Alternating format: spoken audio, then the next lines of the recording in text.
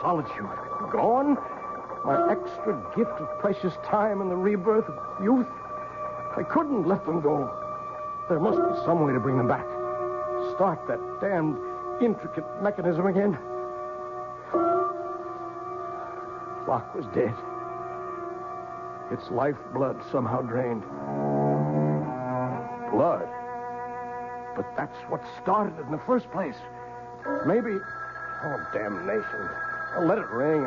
I've got to find something to... Oh, all right. Hello? Ethan, it's Jake. Oh, Jake. Look, I don't want to talk now. Oh, then you've heard. Heard what? About Henrietta? Oh, she's not... I just got back to my office and got a message from the hospital. I'm afraid she's passed away. Oh, are you sure? Well, I'm on my way to the hospital now, just on the outside chance. Better meet me there. I'm on my way.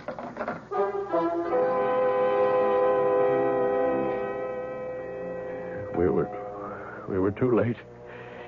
Henny was gone. With no goodbyes.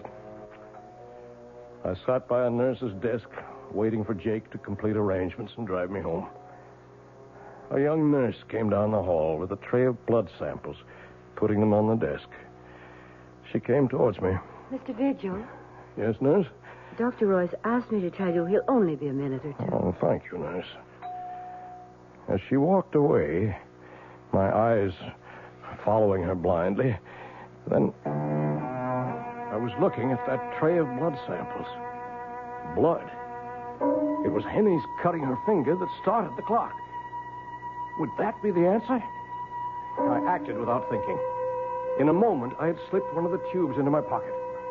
And I was back in my seat before Jake came striding down the hall.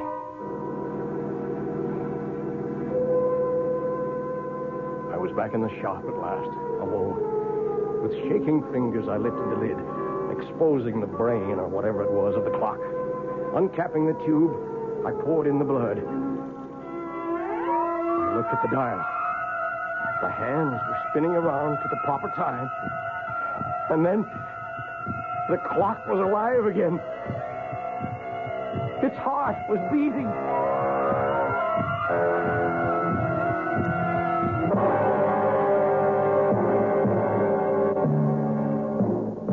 It would have been better, far better, had Ethan left it for dead.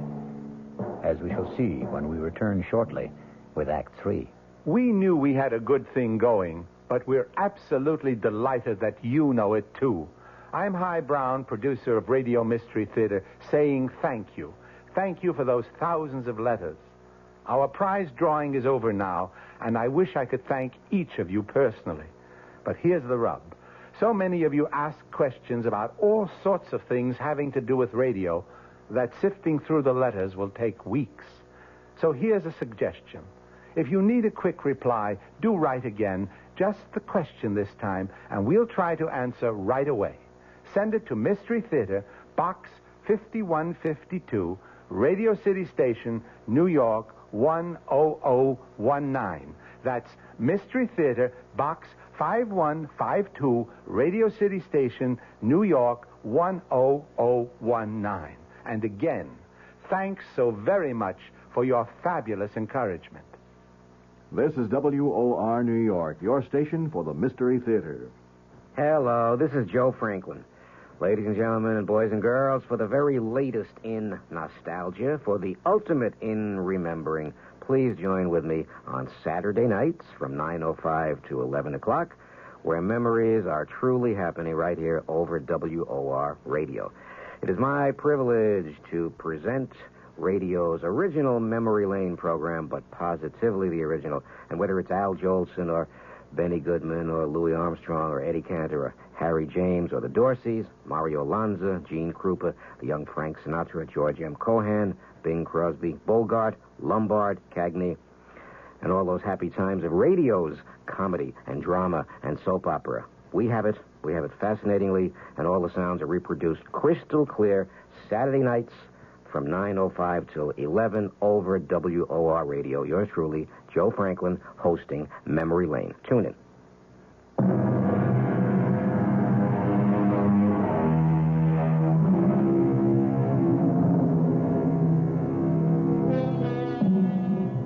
which of us could resist the temptation of perpetual youth? Or short of that, any extension of life? 2 extra hours a day is 730 a year. Almost exactly an extra month. In a lifetime, 6 whole more years. But what Ethan Vigil forgot is that for every action, there is a reaction. For every gift, a recompense.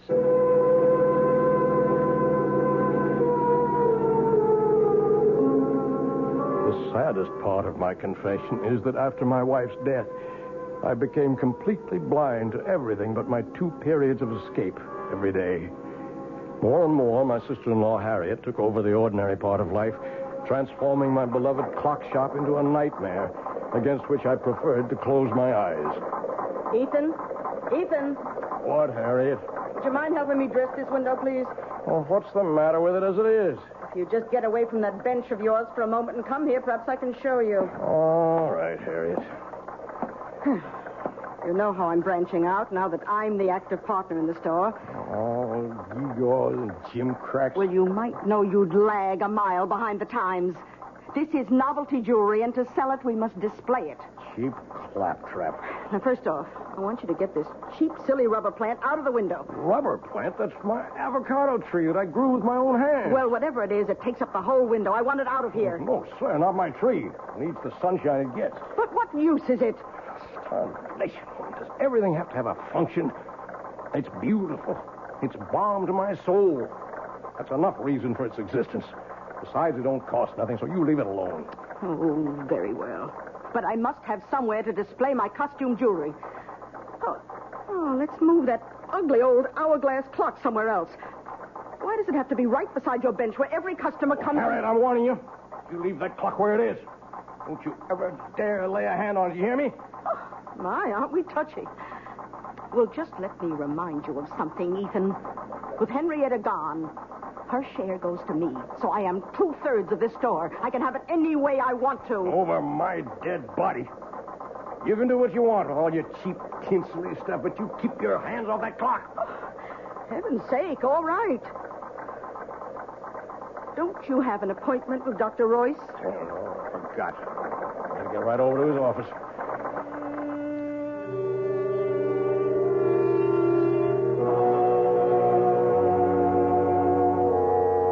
Okay, Ethan, you can put your shirt back on. I'm all finished examining you.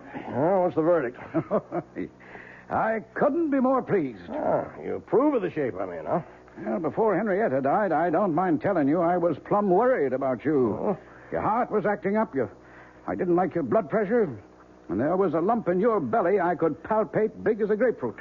And now? Now I don't even need the x-rays I took. Know it before I see him. It's practically noon. Now go on. You don't need a doctor. Get out of here. Let me get around to the sick people outside who do.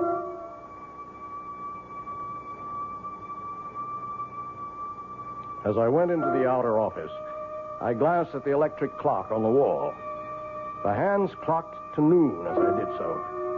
And I was looking at a, by now, familiar scene. The nurse who had risen to escort the next patient in was suddenly transfixed, halfway up from her chair. A child about to scream remained with face contorted, the scream not yet uttered. A thought crossed my mind. It was a month since I had fed the clock that first transfusion.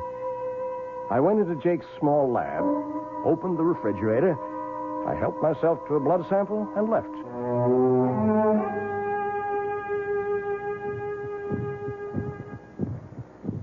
Back at the store, the only sound was the beat of my clock. It seemed a little labored to me, but for the moment I was too furious to see what Harriet had been at since I left. Draped all over my avocado tree were festoons of cheap tin and glass jewelry, and Harriet, a superior smirk on her face, was caught immobile in the act of adding more.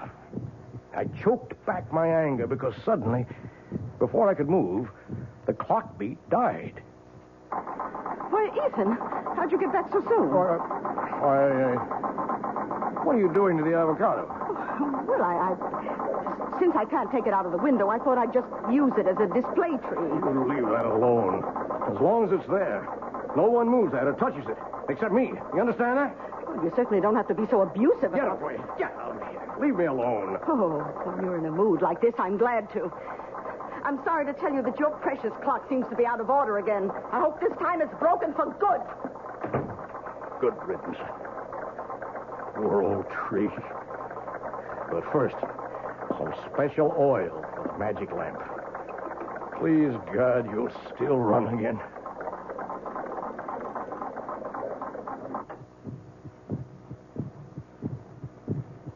And time stood still again. The pattern for the next months of my life was set.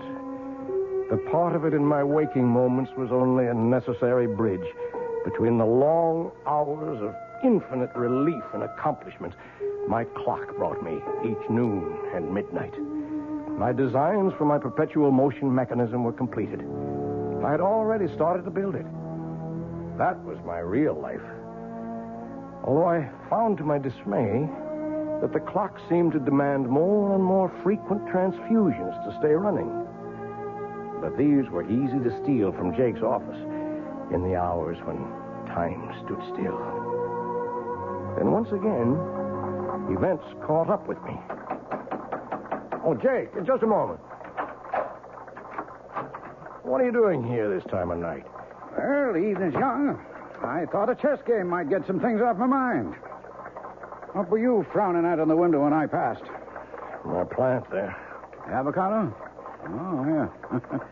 Looks a mite peaked. I can't understand it. It's been wilting and drooping day by day. No reason. Are you any good at diagnosing vegetable life, Jake? Nope. I'm beginning to think I'm not much better with humans. I wish I knew the secret of your spurt of youth. Think I'm getting old. You're not yourself, Jake. What's wrong? I don't know. In a way, it goes back to Henrietta's death, or seems to. What does? Well, I never said too much about the way she died at the time, Ethan. Congestive heart failure, you said? Oh, that's true enough. That's a condition that produces an end to living. But what caused it? Are you asking me? No, I'm asking myself. And I have no answer. Oh, tests were run and the pathological evidence was clear enough. But in spite of massive transfusions, we couldn't stop Henrietta's blood from simply disintegrating. Quite literally turn into water. And that's unusual. Abnormal. Never seen a case like it before.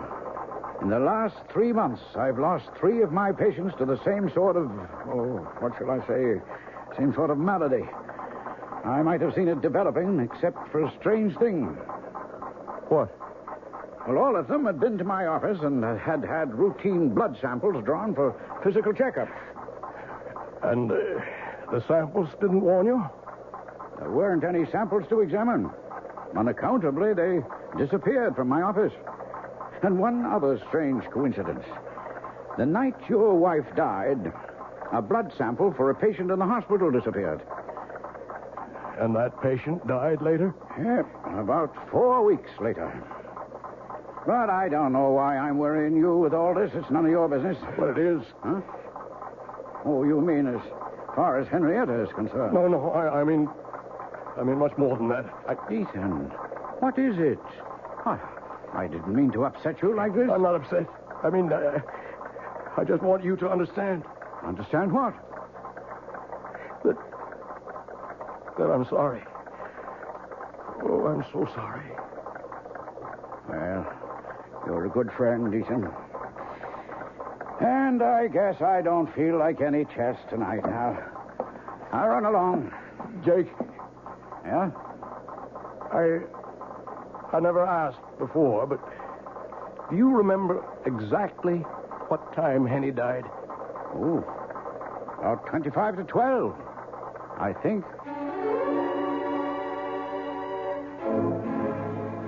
I didn't have to think. I knew it all now. That was the precise moment that evil clock first stopped. So it was a monster insatiable, that once having tasted blood, continued to suck on its victim till it had drained all life away. And I was no better, no less evil. I had been feeding this mechanical vampire at the cost of other human lives. In a daze, unable to explain to him, I saw my old friend Jake out and turned to face what I had to face.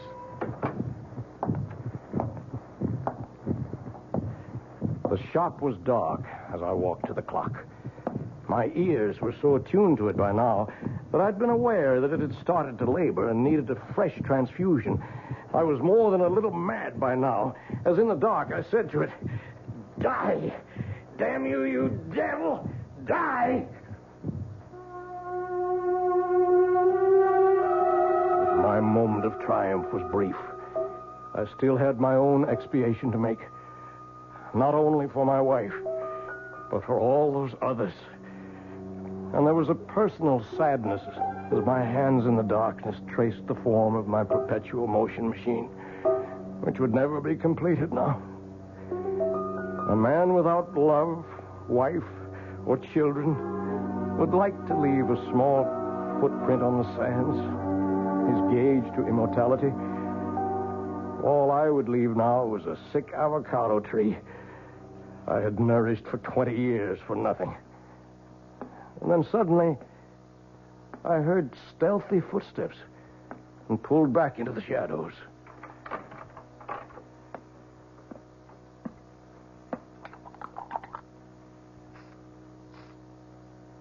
Harry. Oh, I thought you'd gone to bed. What are you doing to the plant? Oh, why, it's just some food to make Let me see. It's a weed killer. You've been poisoning my tree. Why, you... Don't you touch me. Get away from me. Get away. Look what you've done. I've cut my hand. It's your fault. But finally you've smashed up this ugly old clock for good. It's dead. Just as dead as your precious avocado tree is going to be. And don't think you can save it. I knew you'd never agree to take it out of the window, so I've been poisoning it for weeks. It's as good as dead right now. And so were you, Harriet. So were you. Her blood had started the damn thing again. But this was to be the last time. What is there left to say? I have to watch another human being die. Slowly, inexorably, unable to arrest the inevitable. And even though it is someone I despise, my guilt is in no way lessened.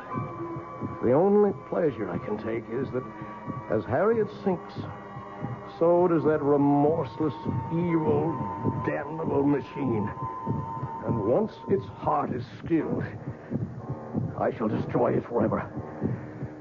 The one element I have not tried against it is the enemy of the devil.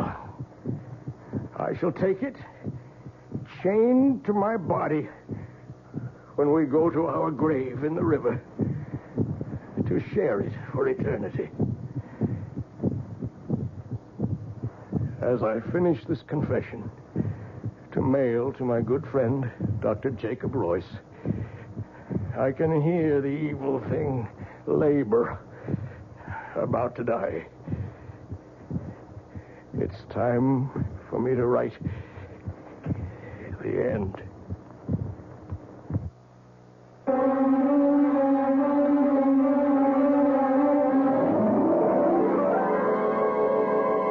So be warned.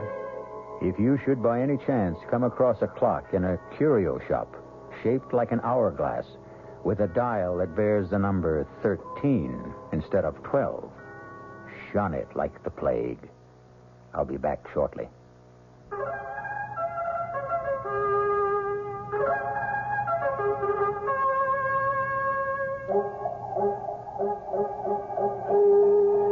Hello, mystery fans. This is the Creeping Claw. Yes, this is the Claw, and I'm coming here your way. I'm coming your way, and I'm gonna get you.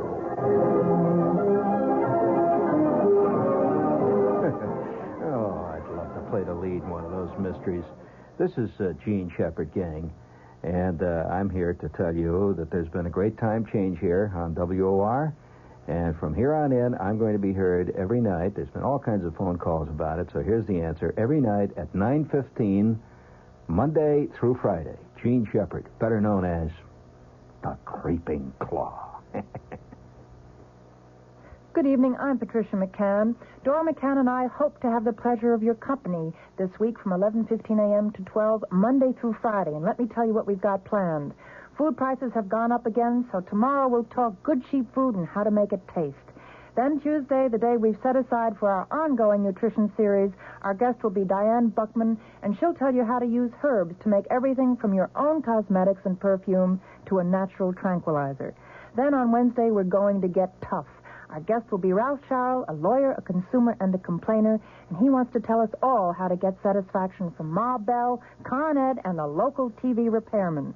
Thursday, Dora McCann interviews a lady who does a lot of ad-libbing in the kitchen, who doesn't think you should be uptight about a lot of the old rules and regulations. Her name is Glenn Andrews. She's author of Impromptu Cooking. And then last but not least, on Friday, you'll hear Muhammad Salam, who'll talk about his Middle Eastern restaurant, the Tripoli restaurant here in New York, one of the best.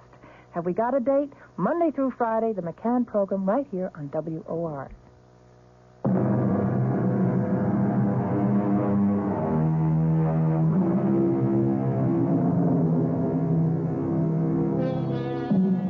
Oh, the fascination of time and man's never-ending quest to hoard it, to stretch it, to borrow an extra portion for himself alone.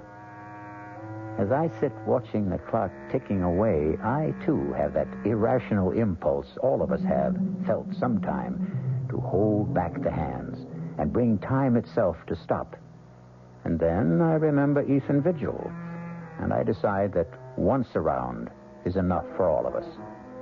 Our cast included John Beal, Grace Matthews, Bryna Rayburn, and Ian Martin. The entire production was under the direction of Hyman Brown. And now, a preview of our next tale. Deeply, hopelessly, irrevocably in love. Now, my boy, I've been a publisher a long time. I've talked to dozens of authors. They all fall in love with characters they've created. It happens all the time. She didn't exist before you created her, did she? She exists now. Good heavens, man. She came out of your mind. She has no life except the one you gave her. Maybe she did come out of my mind, but now she's got a life of her own. Well, in a manner of speaking, of course she has. And I want to prolong that life, Stephen. I predict great success for Clarissa. And for you. You and Clarissa are one, you might say. No, we are not one. We must never be one. I want her dead. This is E.G. Marshall inviting you to return to our Mystery Theater for another adventure in the macabre. Until next time, pleasant dreams.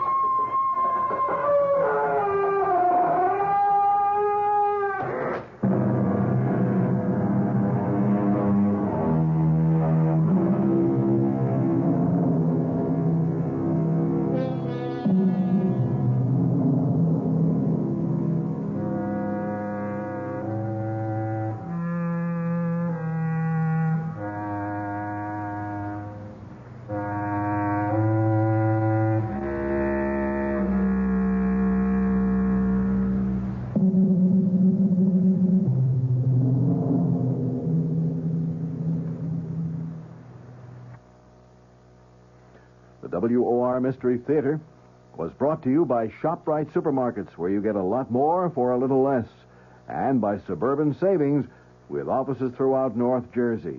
The preceding Mystery Theater program was furnished by the CBS Radio Network. John Wingate here. You have a problem? Money, stocks, medical, or whatever. Then join me, weeknights at 10 p.m., for the Wingate News Digest. News is simpler than you think. It's what affects you, your pocketbook, your job, your pension, all those things. These we cover, plus all hard news.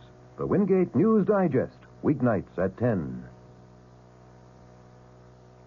Be sure you join us again tomorrow for the Mystery Theater, right after the Fulton Lewis News Commentary, Monday through Friday, here on WOR. The news is next with Bert Wilson. A full 15-minute wrap-up. WOR New York, an RKO General station.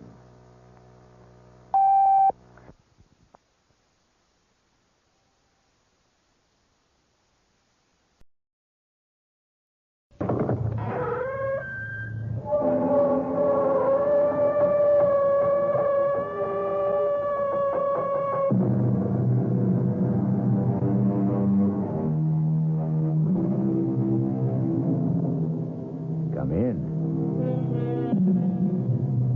Welcome. I'm E.G. Marshall. Welcome to the sounds of suspense, to the fear you can hear. I have a story for you about a writer of books. We all know what it is to read a book. We all read, sometimes to learn, sometimes to pass the time, sometimes to experience a life unrelated to our own, and sometimes to surrender ourselves to the fantasies of a person we have never met and will never meet. But what is it to write a book? That's another thing altogether. But what difference does it make? All the difference in the world. Well, it's not as if it were real. It is real. Don't you see that? Well, I mean, it's not real life. It is real life. It's a life more real than yours or mine or any life that anyone will ever live. Well, how can you say that? It's just a book.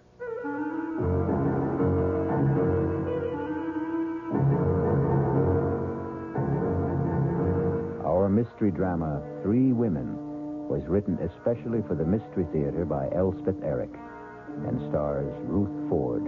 It is sponsored in part by Anheuser-Busch Incorporated, brewers of Budweiser. I'll return shortly with Act 1.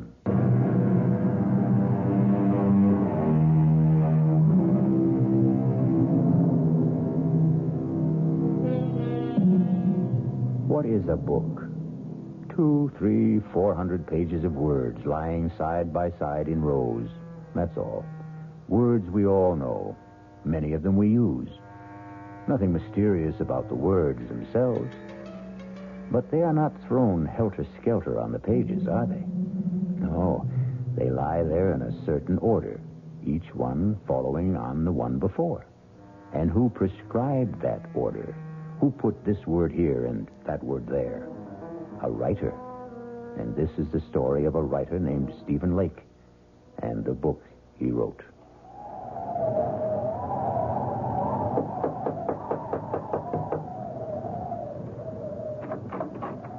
Yes?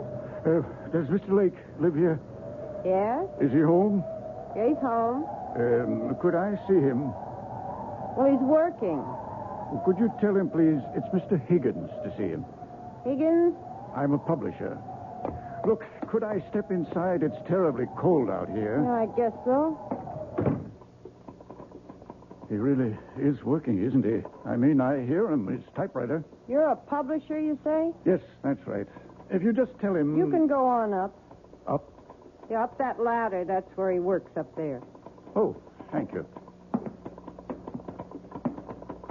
You get to the top, just bang on the trap door. Well, yes, thank you. Bang hard so he'll hear you. Yes, all right. He heard you. Mr. Lake, I'm Albert Higgins. Albert Higgins. Not from... Yes, from Higgins and Hart. All right to come up the rest of the way? All right. Well, I should say. Can you make it? Can I help you? I think I can. Yes. Here we are. I can't believe it. Mr. Albert Higgins. Very same. This where you work? Yes, it's the only place I can get away. I live with my wife and my mother-in-law. That was my mother-in-law who let you in. Well, it's nice and secluded up here, anyway. May I take your coat, Mr. Higgins? Oh, thank you. No, actually, I think I'll keep it on. You're cold. Well, it's awfully cold outside. Well, I think it's even colder in here. I get where I don't notice it. You have a stove, I see. Yes, but sometimes I forget to put wood in. Just a second, I'll get it going again. That's a real old Franklin stove, isn't it? Genuine article. I haven't seen a Franklin stove in years. They're great, if you remember to keep them lighted. Please sit down, Mr. Higgins. All right. Well, now, I'd better explain what I'm doing here. I'd sure like to know. My secretary handed me your manuscript just as I was leaving the office for the weekend. We have a little ski lodge up here, my wife and I, right up the road from you, as a matter of fact. Yes, I think maybe I've seen it. Right off Route 7, about a mile north. Yes, that's it. Well, I was coming up by myself, and on the train I read your book. When I got to the lodge, I read it again. I like it a lot, except for one thing. What's that? You've made one grievous error, Mr. Lake. Or may I call you Stephen? Call me anything. What's the mistake? You've killed off the most attractive character in the book. You mean Clarissa? You can't do that, my boy. Why, 9/10 of the book's appeal is the charm of that girl. She's another Scarlett O'Hara. You can't spend 200 pages making us fall in love with this marvelous creature and then, poof, just like that, have her die on us, go out of our lives. Well, you just can't do that.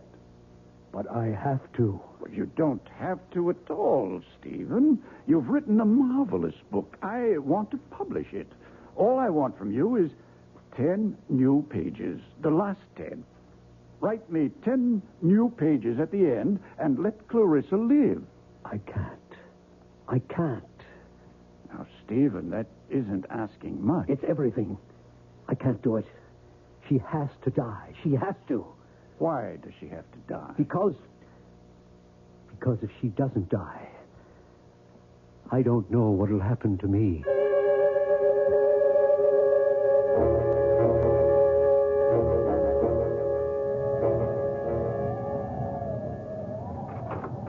Mama? That you, Loretta? It's me. Well, get your boots off. Dinner ready? Just about. You call Stephen? He gets so wrapped up in his writing. Well, he's not wrapped up now. Listen to him. He's thinking, Mama. He's walking up and down to help him think. Well, he can't be putting words down every single minute. He's been walking up and down like that ever since that man left. What man? Was somebody here? Mr. Higgins. Higgins? Albert Higgins? From Higgins and Hart? I believe he did say he was a publisher. Oh, Mama, it was our last hope. You know, every other publisher turned down Steve's novel, and he sent it to Higgins and Hart. But Mr. Higgins was here? They were up there together for about 15 minutes, and then the great Mr. Higgins came tumbling down the ladder like the devil himself was after him. Very red in the face.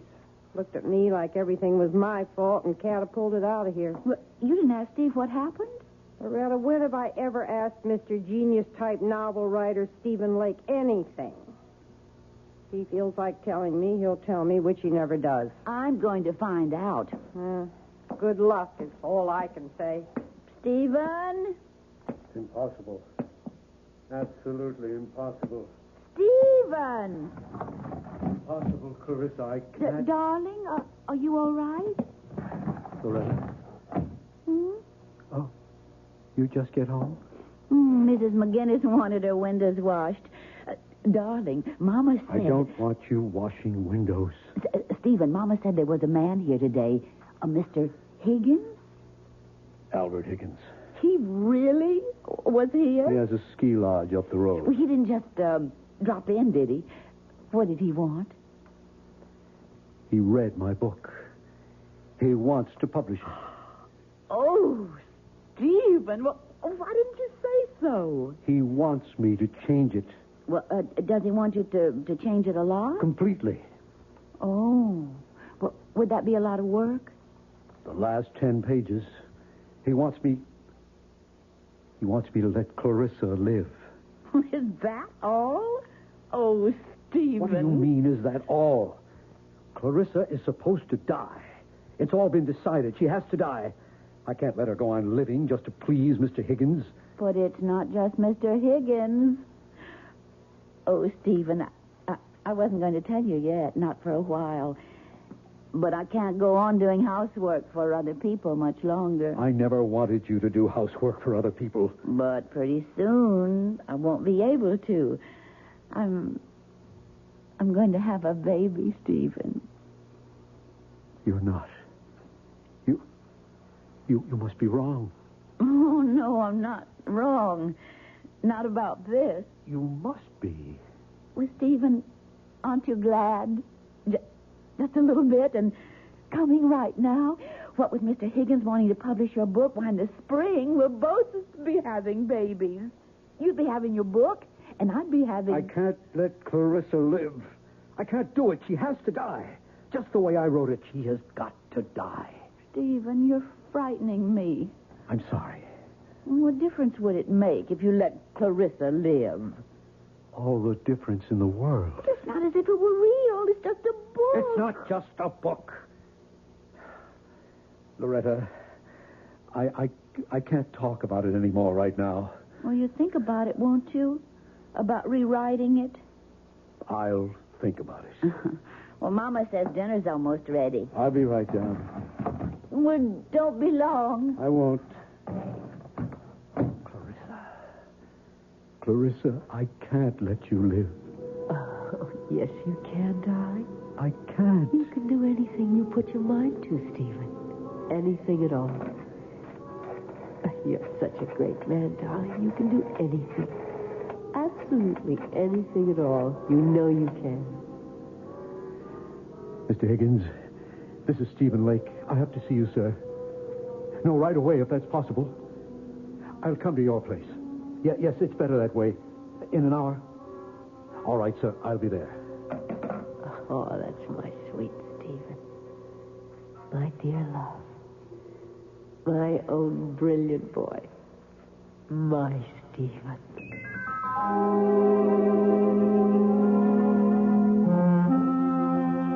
I'm glad you called me, Stephen. I must say I was a trifle perturbed at your outburst this afternoon. It seemed such a little thing I was asking, to kill off a character like Clarissa in the last 10 pages when you've spent the entire book constructing her magnetic personality. It's not right. I have to do it, sir. But it's cheating, leading your readers up the garden path. I'll tell you something which perhaps I shouldn't, but anyway, I discussed with my wife the possibility of a sequel to this book, using the same central character. Clarissa? It's a shame to waste a character like that on one book. There should be another, and perhaps another. How can we do that if you kill her off at the end of your first book? Mr. Higgins, I've been writing for 7 years steadily. I've never sold anything. 6 years ago, I got married. My wife, Loretta, has been working as a domestic all these years, and her mother goes out every day to do other people's laundry. I haven't brought in 1 red cent in all that time. But now you will. Lots of red cent. The house we're living in, that's an abandoned one-room schoolhouse. We bought it a year ago with every cent we had in the savings bank. $400. At a county auction. The room where I work used to be the place where they stored supplies. We got the Franklin stove from a junkyard. If you want the truth, we stole it. Young writers never have it easy, Stephen. My wife has never complained, never once. She's scrubbed other women's floors. She's washed their dishes and dusted their furniture and scoured their bathtubs and polished their silver. Well, in view of all this, I should think you'd jump at the chance to have your novel published. I do jump at it. I am jumping at it. Only, I can't let Clarissa live. She's got to die 10 pages from the end of the book. But that's unreasonable. Don't you think I wanted her to live? Don't you think I kept her alive as long as I could? You think I wanted to kill her? I had to. I can't for the life of me see why. Because I'd fallen in love with her. Oh, come now, Stephen. Deeply, hopelessly, irrevocably in love. Now, my boy, I've been a publisher a long time. I've talked to dozens of authors. They all fall in love with characters they've created. It happens all the time. Clarissa isn't just a character. Well, of course she is. She didn't exist before you created her, did she? She exists now. Good heavens, man. She came out of your mind. She has no life except the one you gave her. Maybe she did come out of my mind, but now she's got a life of her own. Well, in a manner of speaking, of course she has. And I want to prolong that life, Stephen. I predict great success for Clarissa. And for you. You and Clarissa are one, you might say. No, we are not one. We must never be one. I want her dead. And out of my life. On my word, I can't follow you. Mr. Higgins, if Clarissa is allowed to live, I shall desert my wife. Desert your wife? My wife is going to have a baby. Well, then, why on earth would you desert her? Because I love Clarissa. I love her with the kind of love I never knew existed. A love that has more power over me than I have over myself. I can't fight it. I can't escape it. It haunts my waking hours and my dreams as well. Those last 10 pages of the book weren't easy to write, Mr. Higgins. But I had to write them. I had to free myself somehow from a love that was destroying my soul, my life. I don't think you're quite sane, Stephen. Neither do I. Suppose we were to publish the book as it is. Oh, if only you would. And Clarissa dies. What then? Why, then, she'd go back to being a character in a book. And if you let her live? Then I would follow her. My life, my body, even my talent would belong to her. I myself would belong to Clarissa and to her alone.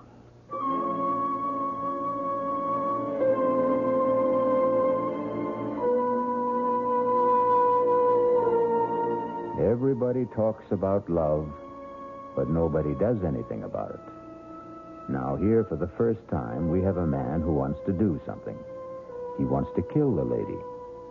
It may not be the perfect solution, not one to be universally recommended. Still, it's something. We'll be back shortly with Act Two. It was an American writer who said it, and not so long ago. Novelists, whatever else they may be, are also children, talking to children in the dark. Listen with me now to the second act of Three Women. Stephen is talking to Clarissa, a character he created in one of his books, In the Dark. Clarissa, I can't let you go on living. But I want to, Stephen. Of course you want to. We all want to. But I want to so badly, and it's your fault, Stephen. Why is it my fault? Because you gave me such a wonderful life in your book. I enjoy it so much. I can't bear the thought of giving it up. Neither can I.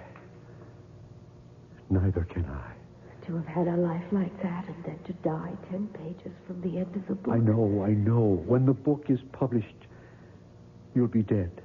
I don't see why, Stephen. I really don't. Because till now it's just been you and me and this room and words on paper. But after the book is published... What will it be then? It'll be something that sells for $7.95. $1.50 in the paperback edition. My goodness, you're counting on a big sale, aren't you? Just hoping. But it won't have a big sale if you kill me off, sweetheart. It might.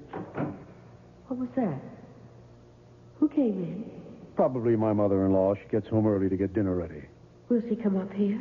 I don't think so. She hardly ever does. Oh, then let's talk some more about how much you love me. She is coming up here. Oh, bother. Well, we'll talk some more later. I am not going to let you kill me off, Stephen. It's too cruel. Just a minute. All right to come up? Of course, Mother. Give me your hand. What a place. How do you stand it? I like it. It's cold, too. Your fire's gone out. You been working? Oh, no, not much.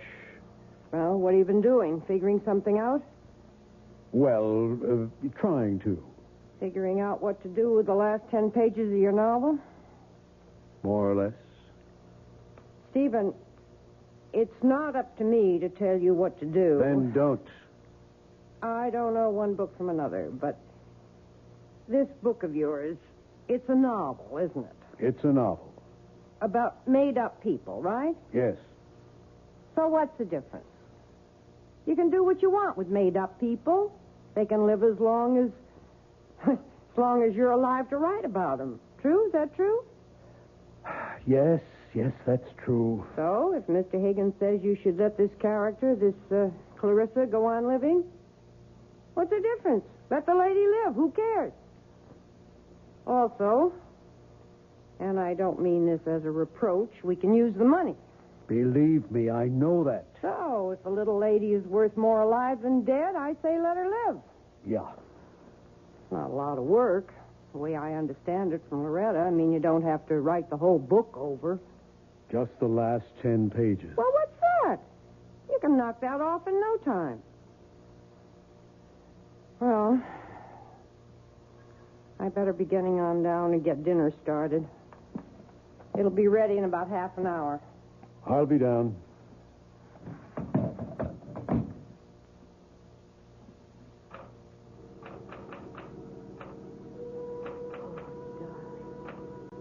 Darling, yes.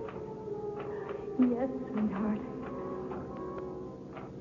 The cold hand I held, wet with my tears.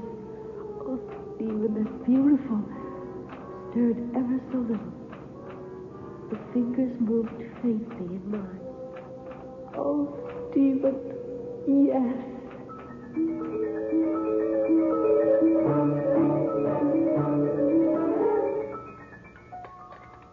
That was a very good dinner, Mother. How would you know? You hardly tasted it. Well, what I did taste was awfully good. Nobody's going to eat anymore. I'll clear. Well, let me help, dear. Oh, don't be silly, Mama, and I'll finish up. You go back to work if you want to. Well, all right. I guess I will.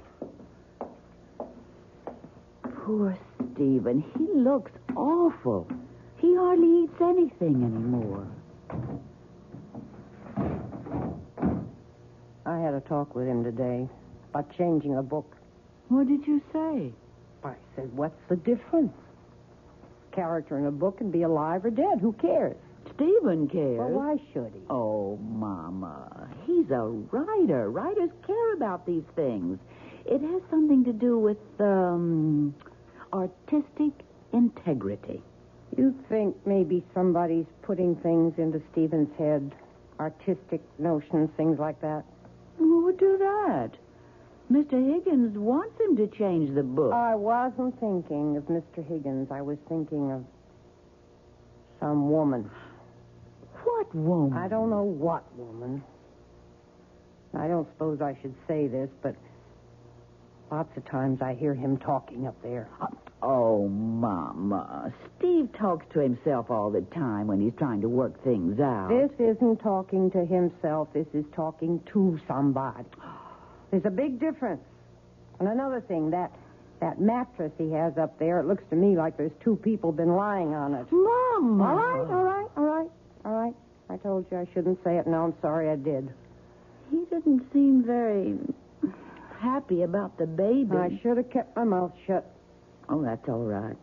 You finish up the dishes. I'm going up to talk to him. Don't say I said anything. Don't tell him we've been talking.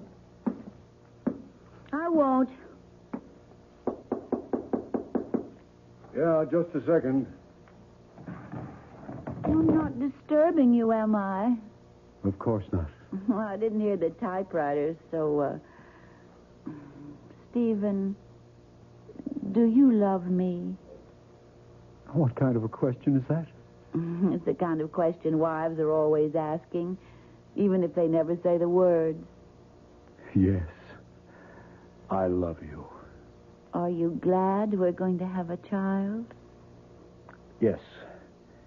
Yes, I'm glad we're going to have a child. Well, ask a straight question and you can get a straight answer. That's the way it should be. So, I'll ask you another one. Why don't you want to change the book? Loretta, I just don't. Well, it's not a straight answer. I know it isn't. I just can't. Stephen, I'm going to ask you another straight question. Are you interested in some other woman? Interested? No. Because if you are, I'll go away. No, I don't want you to go away. I'll go away and have the baby someplace else. Till you get over this other woman, then I'll come back.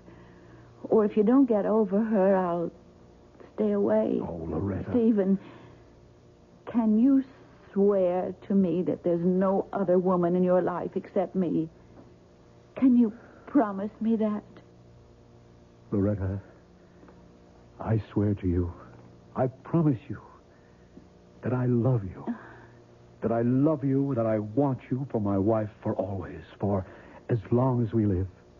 I guess I'll have to be satisfied with that. It's the truth. All right. I'll let you work now. Oh, I thought she'd never leave. Please, Clarissa, I don't feel like talking to you right now. Why didn't you tell her about me? How could I tell her about you? She wouldn't believe me. Nobody would. Darling, you know what I was thinking while Loretta was going on and on about herself and you and the baby she's going to have? I was thinking, why don't I have a baby? Oh, not in this book, of course, but later on in some other book. I'll have this perfectly gorgeous child who'll have my sweet disposition and your marvelous grace. How about that?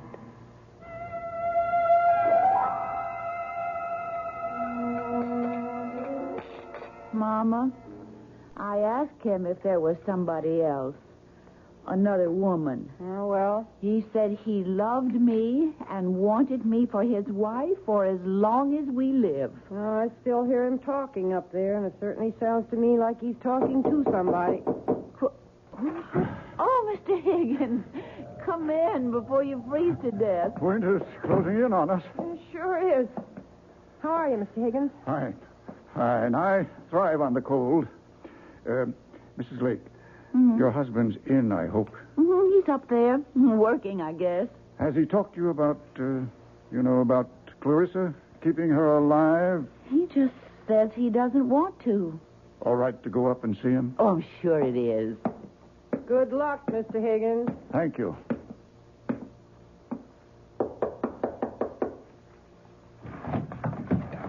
Oh, Mr. Higgins. Okay to talk to you for a few minutes, Stephen? I guess so, sure. I thought I'd like to see how you're getting along. I'm not. You haven't done any work? None at all? Oh, a few pages. They're over there next to the typewriter. Okay to have a look? If you want to. Mr. Higgins, if you're here to talk to me about letting Clarissa live. I most certainly am. I'm not sure I can take it anymore. My mother-in-law's talking to me about it. My wife talks to me about it. Stephen, this is very good so far. And the hardest thing of all is Clarissa talks to me about it. Do you know what she wants now? She wants a baby. My baby. We could probably work in a baby later on. Mr. Higgins, if Clarissa has a baby, am I going to love it more than Loretta's baby? Stephen, these pages are very good. Now write the last couple of pages. I've got to kill her off, Mr. Higgins, and never write about her anymore. Never. Oh, now, Stephen, stop it. Calm down and try to be reasonable. I can't be reasonable. I love my wife, Mr. Higgins. I want to live with my wife and our child. I can't live with her and Clarissa, too. No, Mr. Higgins. Clarissa has to die just the way I wrote it in the first place. If she dies in this book, then I can't write about her anymore. And if I don't write about her anymore, she won't exist. Stephen, I won't publish the book if Clarissa dies. I've put it to you straight. Don't you think you owe it to your wife, to your mother-in-law, to yourself, to make this little concession? Concession? What will happen to them if you don't? What will happen to them? if I do.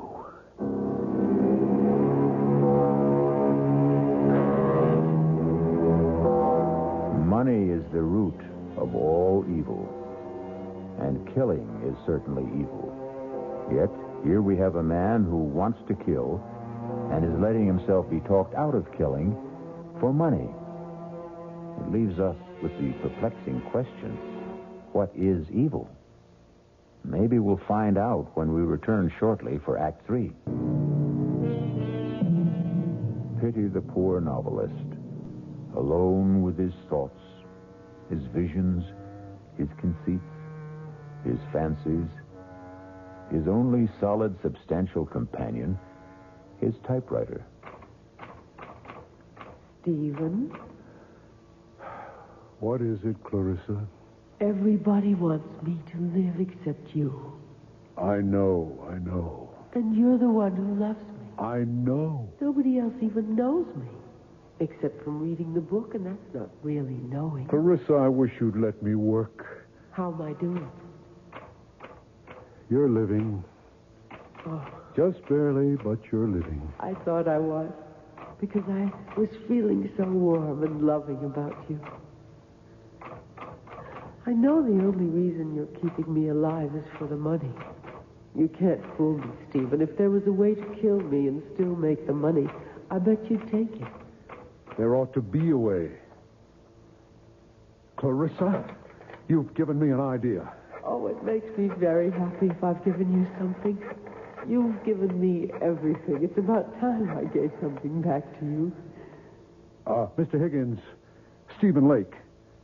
Yes, I have an idea. I have to talk to you about it right away. Can I come to your house? Well, that's all right. I have snowshoes. I'll be there in, say, half an hour. Thanks, Mr. Higgins. What kind of an idea have you got? Never you mind. I'm coming with you. No, I don't want you tagging along. I want to tag along. Where are my snowshoes? Right there.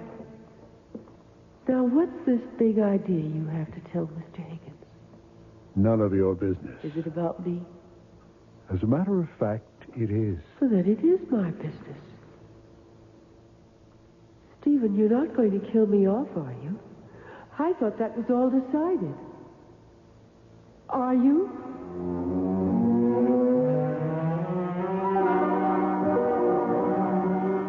Now, my idea is this, Mr. Higgins. I'll finish up the book just the way you want it. Good. Clarissa stirs and comes to life. Whatever it was she was dying of, she only went into coma, etc., etc. I'll work it out. I'll give you the book in a couple of days, maybe by tomorrow. Good. Then, if you still like it... Oh, I'll like it. It's yours. Only, I want it in my contract that whatever money the book makes goes to my wife. I want her to get all the proceeds. But it's your book. Why, I just happened to write it, that's all. And writing it... I nearly ruined my wife's happiness and my own. I don't want any money for that. Stephen, it seems to me that you're simply feeling guilty about your feelings for Clarissa. I am. Guilty as hell. And about the other books, the ones after this one. You're not going to tell me you don't want any of that money either. I want somebody else to write those things, not me. You're joking. Mr. Higgins, I've got to get Clarissa out of my head. And the only way to do that is to put her into somebody else's head. Let somebody else keep her alive, not me. Well, I suppose we could find a ghostwriter, but at least let me have those last 10 pages with Clarissa alive. Mr. Higgins, you'll have them. Tonight.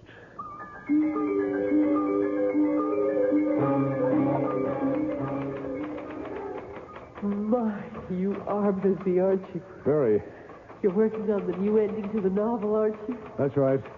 And I get to live and live and live and live. Clarissa, it's cold in here. Why don't you do something useful, like putting some wood in the stove? I don't know how.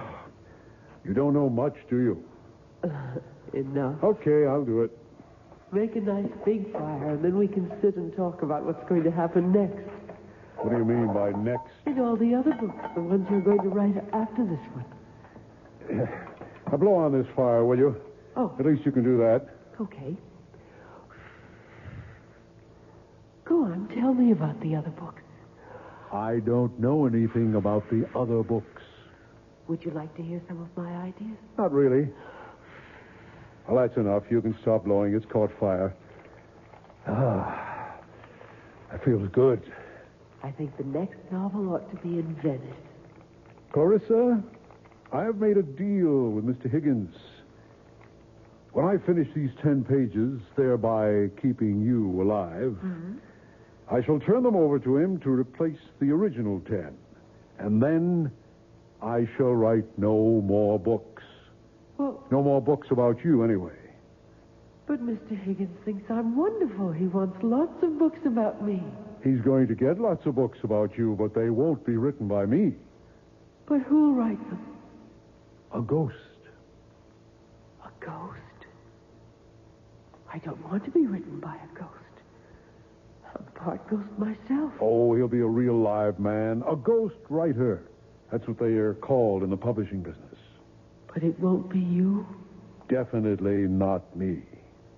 But it will be a real live man. Yes.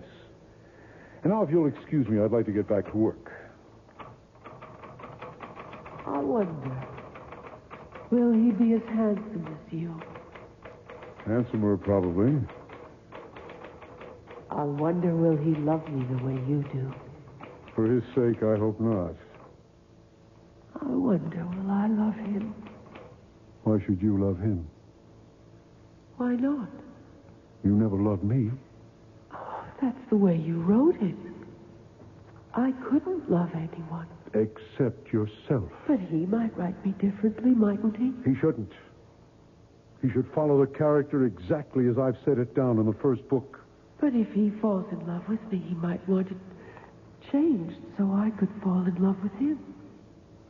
It would be so much more convenient for everybody. Clarissa, you wouldn't. Wouldn't what? Fall in love. Fall in love with the ghostwriter. Would you? How should I know? Well, you wouldn't have his child. You wouldn't do that. I think I'll put another piece of wood on the fire. Or would you rather do it? Clarissa, would you have his child? There. Oh, look. That's a nice fire. Lovely. Answer me. Would you have his child? Well, Stephen, if that's the way he writes it, I guess I'll have to. Stephen, what are you doing? Oh, no. You're not going to have his child. No. Stephen. You're going back to where you were in the original. You're going to die 10 pages from the end of the book. You're not going to burn the new pages, Stephen. You're not. Don't. Help! Help! Someone help me! I'm on fire! Help me! The quilt! Get me the quilt, please! Help me!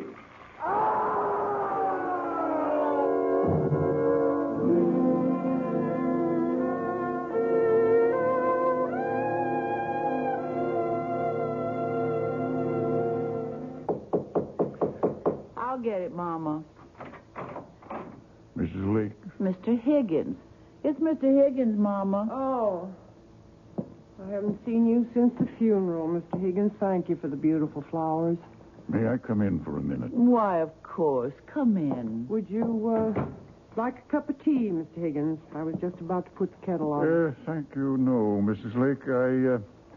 I haven't wanted to intrude before this on your grief. Such a terrible accident. Mama and I can't figure out how it happened. You know, Stephen knew that Franklin stove so well. He'd used it for years. And then... It was like it sort of blew up in his face. Mrs. Lake, he was working on the new ending for the novel when it happened. At least I think he was. Well, I don't know for sure, Mr. Higgins. He promised me I'd have the new pages that same night. He acted as though He couldn't wait to get started. Oh, then I imagine that's what he was doing. Mrs. Lake, would you mind if I'm not intruding? Could I go up and take a look? You see, if I can find them, I can just substitute them for the original last 10 pages, and we can go right to work. I think we might be able to publish the book this spring. Why, that would be wonderful. At least you'd have a little money coming in. Stephen would have liked that. So is it all right if I take a look? Why, surely.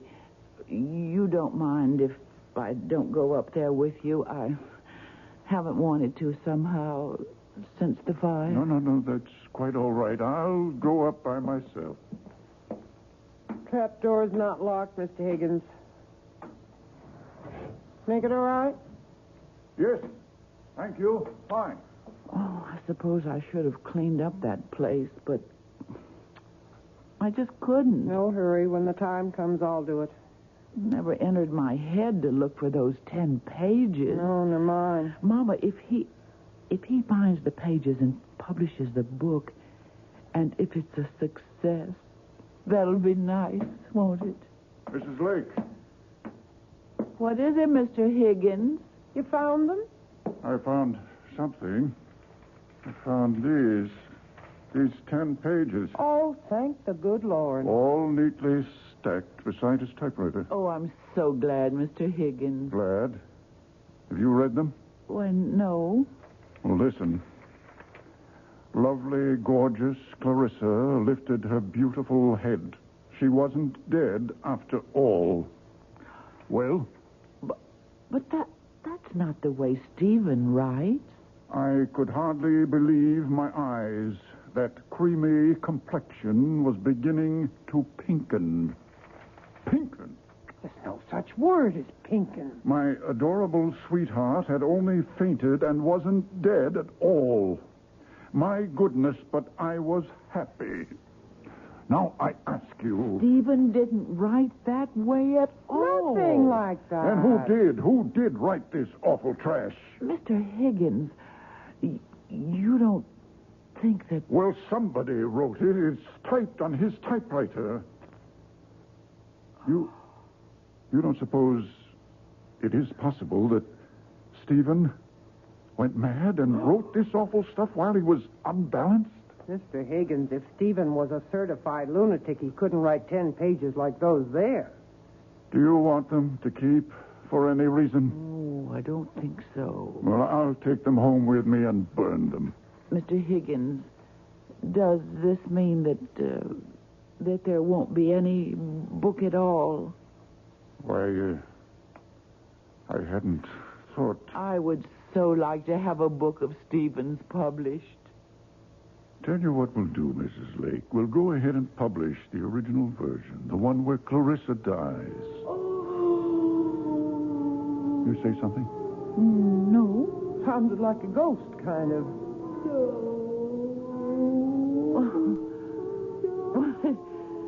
It really does sound like a ghost. Must be the wind. Huh. Well, I'll be getting along. And don't you worry, you two. There'll be a little money coming in. It's still a good novel, even with Clarissa dying. Too bad, though. I'd hoped Clarissa would have a long and happy life, but such is fate.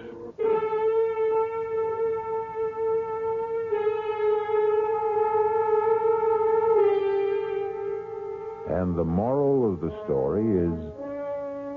What is the moral of the story? How's this? Lie if you like, but never believe your own lies. Or, the man who fools himself is a fool indeed. Well, something like that. You figure it out. I'll be back shortly. The gift of youth is ours for just a little while. Fame is capricious, and money slips through our fingers. Health is a godsend, subject to recall. Even the benison of love can elude us, or it can wither in our hearts. But the blessings of imagination, They belong to us forever and ever. Our cast included Ruth Ford, George Petrie, Elspeth Eric, Joan Loring, and Roger DeKoven. The entire production was under the direction of Hyman Brown.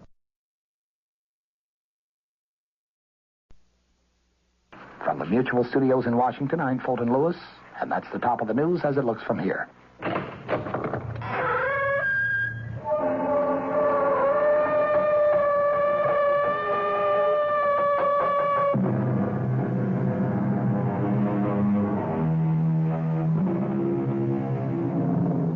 Come in. Welcome. I am E.G. Marshall, and I have a ghost story to tell you. But a most unusual ghost story, since it violates all the established rules. You know the rules for a ghost story. It must be set on some desolate, windswept moor, or perhaps in a ruined, isolated mansion, or a lonely, deserted castle. However, this spine-tingling tale actually takes place in a modern, luxury, high-rise apartment building, and in broad daylight. Don't want to die, George, please. I don't want to die. Margaret, darling, listen to me. No. Margaret, it would be better. Better for who? For you, dear, for you. I have very little left, George. Please, just let me live a little longer. Margaret, life means nothing to you now. I know, but just let me live a little bit longer. I can't, Margaret. I can't.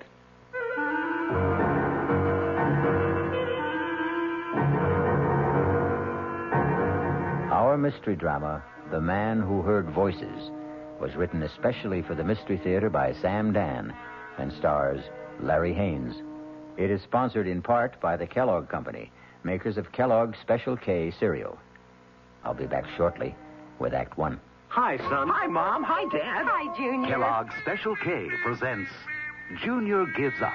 Junior, why aren't you eating your Special K? It's your favorite cereal. Oh, just 'cause. Just 'cause why, honey? Just 'cause Darla said some evil things about it. That's just 'cause why. Hi, Mom. Hi, Dad. Hi, Darla. Hi, sis. Hi, Junior. Darla, what did you tell Junior about his Special K? Daddy, all I told him was that Special K is good for him. Yeah, and anything that's good for me never seems to taste good. But, Junior, you already know that Special K tastes good. Who do I believe? Darla or my taste buds? What's that, son? Oh, nothing, Dad. Son, Special K is America's favorite high-protein cereal. It's got minerals, vitamins, iron, and all those good, nutritious things. But it got to be so popular over the years because it tastes good, too. You mean it's good for me and tastes good, too? Right, son. Right, Dad. Right, Junior. Right, Mom. Right, indeed. Start your balanced breakfast with Kellogg's Special K. It's nutritious and delicious. Right, Dad. This is WOR New York, your station for the Mystery Theater.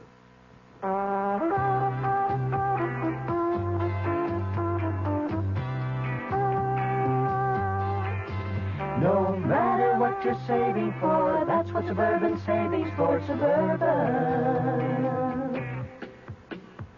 Suburban Savings offers you a regular savings account with flexibility. You can add any amount to your account whenever you wish. Withdraw whenever you want. Suburban Savings pays a 5.25% annual interest rate on regular savings paid quarterly, which earns an annual effective yield of 5.47%. Interest is compounded continuously from day of deposit to day of withdrawal, as long as $50 is maintained in the account to the end of the quarter. Come into Suburban Savings and open an account with flexibility. Our regular savings account in New Jersey at Bayonne, Edgewater, Elmwood Park, Emerson, Hackettstown, Morris Plains, Nutley, Paramus, and Sparta.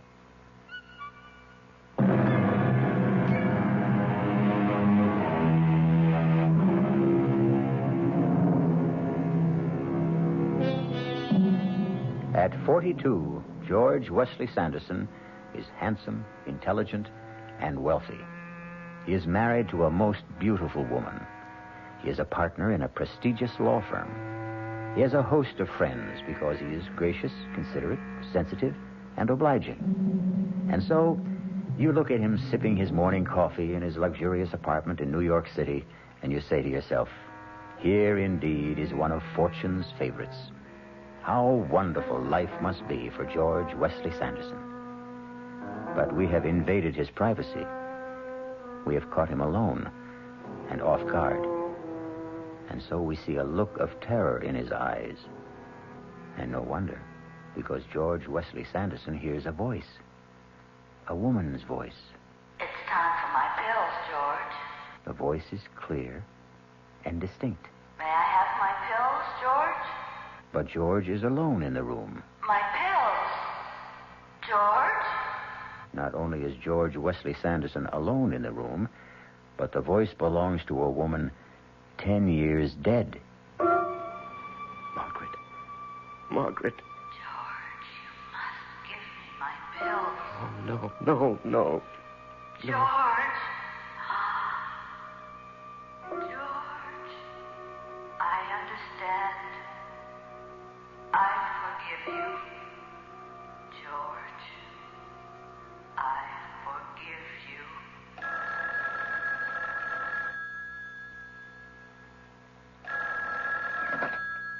Hello. Georgie, get on the 10 o'clock plane and come down. Georgie, you there? Yes, I'm here, Sally. We all decided that you should be down here. Well, Well, you what? Are you all right, George? yes, I'm fine. Good. Get on the plane. Well, darling, somebody has to work. Oh, come on. That silly place runs itself. Goodbye, dear. Georgie, are you sure you're all right? Yes, I'm fine. And, really, I have to get to the office. I notice you'd rather get to the office than fly to me. Darling, it's not what I'd rather do. It's what I have to do. My next husband will be a man with absolutely no ethics at all. Goodbye. My name, as you know, is George Wesley Sanderson. And I must talk to somebody, unburden myself, but there is nobody. Oh, my wife loves me. My father-in-law is most understanding. I have good friends. I could confess to a priest, visit a psychiatrist. But you see, each in his own way would fail me because no one would accept the basic point of my problem. No one would ever believe that I'm a man who hears voices. There are times when I can hear what people think, what they're going to think. And there are times when I can hear people who are miles away or even dead. It started, 15 years ago. I was married to my first wife then. Her name was Margaret. She was 23 years old, vivacious, active, loved sports. She could even beat me in tennis, but she did it with such charm, I didn't mind it a bit. That's out. Oh, that looked into me. Okay. If you want the point, you can have the point. You should have a handicap anyhow. Okay. Just look out for this ace. An ace. How'd you like that, huh? I say, how'd you like that? Margaret? Margaret, is something wrong? No. I'm fine. Well, you had a funny look on your face. Did I? It's Just what? nothing. I just had a funny little twinge in my back. But it's gone now. Your serve. Then and there, I heard a voice. It was the voice of our doctor. You both should know the truth. We don't know what's wrong with Margaret. She won't be able to walk. She'll have to stay in bed. For a while, anyway. These pills will keep her alive. Exactly 1 year later, the doctor spoke those very words to us in the hospital.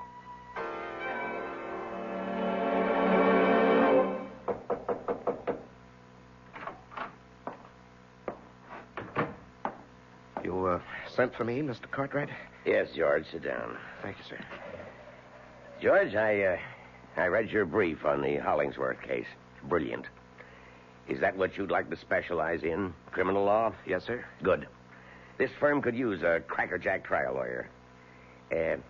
Let's have dinner one night this week and start making some plans for you. Well, sir, I, really can't go out much at night. No? No, you see, my wife is, bedridden. Oh, well, I'm sorry to hear that. We don't even know what it is. One of those mysterious ailments. Anyhow, she has to have constant attention. I have a woman who stays with her during the day, but at night I can't leave her alone. Well, that's too bad. We'll arrange for lunch, perhaps. Then I heard his voice. His silent voice, but to me, it was crystal clear. Too bad. We may have to forget about George. It's a tragedy. But if he wants to be an 8-hour-a-day man, he'll remain in an 8-hour-a-day job.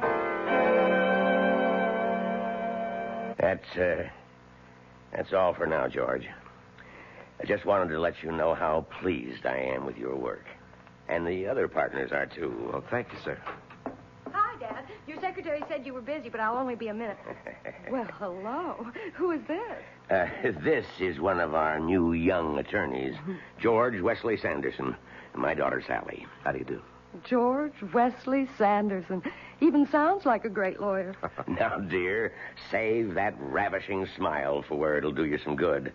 George Sanderson is a married man. And once again, I heard a voice. Sally's voice. I don't care if he gets married. I want him. I never believed it, but now I know it's absolutely true. There is such a thing as love at first sight. I love him.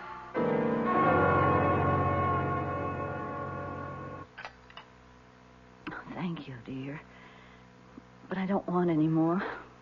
It's time for my pill. Oh, yes, so it is. I'll get it for you. Those pills, they're like a lifeline. Well, let's be thankful they work. Poor George. You've become a full-time nurse. And in addition, you've got a full-time job. You really don't get much sleep, darling.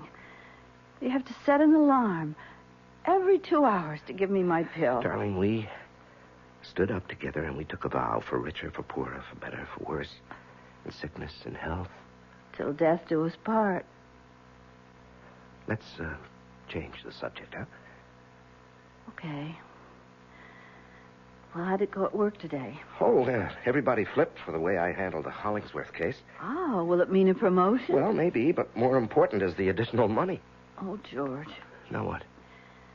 If you become important, we'll be expected to entertain. Oh, no, nothing of the sort. I'm going to run my business the way I want.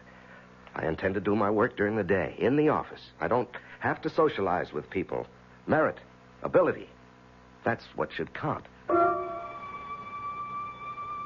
And for the third time that day, I heard a voice. This time Margaret's. Oh, Lord. I want to live. I'm not much use. I can't do a thing. I'm a drag on the man I love. I'm good for absolutely nothing. But I want to live.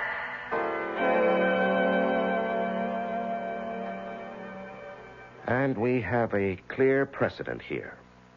When Theodore Roosevelt was police commissioner of the city of New York, the question of injury incurred while making a citizen's arrest... Do you always talk to yourself? Oh, I happen to be dictating into this recorder. How did you get in here? Being the boss's daughter ought to give a girl certain privileges. I came by hoping you might have pity on me. Pity? I'm famished. You might take me to lunch. Well, Well, what? It wouldn't hurt you with the chief. Might even pave the way to a promotion. Well, on the other hand, it might backfire. How?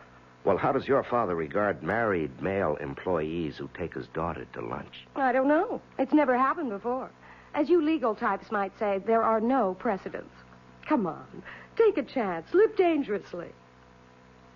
I'll give my hand.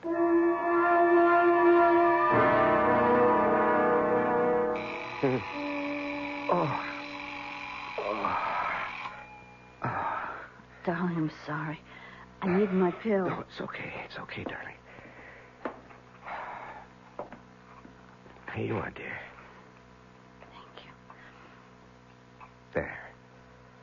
Now, just let me set the alarm again. You must be exhausted. No, not really. Are you feeling any better? Yes, a little. I was so tired when you came home, though, we couldn't even talk. And I looked forward to our talk so much.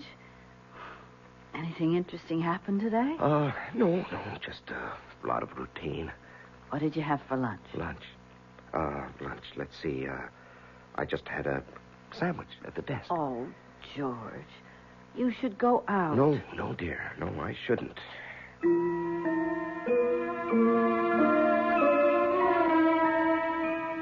But I did.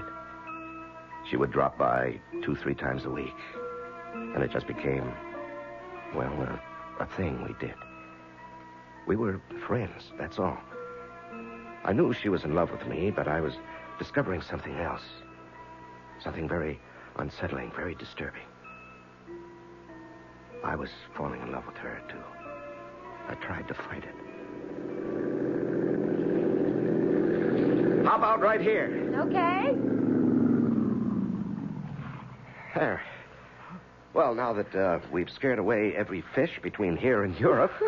I wouldn't know what to do with a fish if I caught one. Well, let's just drift for a bit, huh? You didn't have to say that. Say what? Drift. Haven't we been doing just that since the day we met? Yes, I suppose we have. What are we going to do, George? I don't know. I'm willing to settle. Settle? For half a loaf. Oh, no, that wouldn't work. After a while, you'd get to hate me. No, George, I wouldn't. Well, I'd hate myself. Do you still love her? No. No, it's a terrible thing, but I don't love her anymore. You know, that happens to people. Just as they can fall in love, they can also fall out of love. It's just that the timing and the circumstances are bad for Margaret and for me. But if you no longer love her... Well, how could I ever divorce her? Hey, where are we going? I don't know. But the one thing I can't do is just to stand still.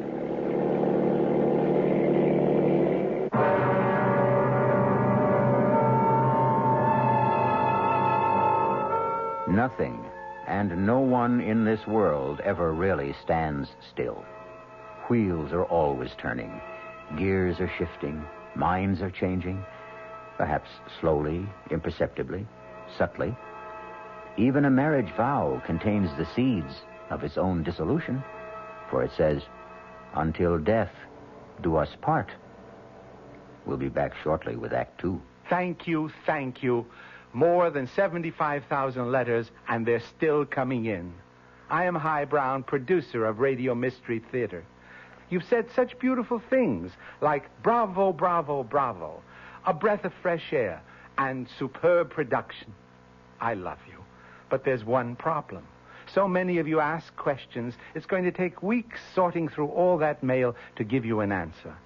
So if you need a quick reply to a specific question, please write again, and we'll try to answer promptly. Write Mystery Theater, Box 5152, Radio City Station, New York, 10019. That's Mystery Theater, Box 5152, Radio City Station, New York, 10019. And please, do keep listening. We hope Radio Mystery Theater is here to stay. WOR New York, your Mystery Theater station. Hey, Ma, what's for dinner? Hey, Ma, what you got?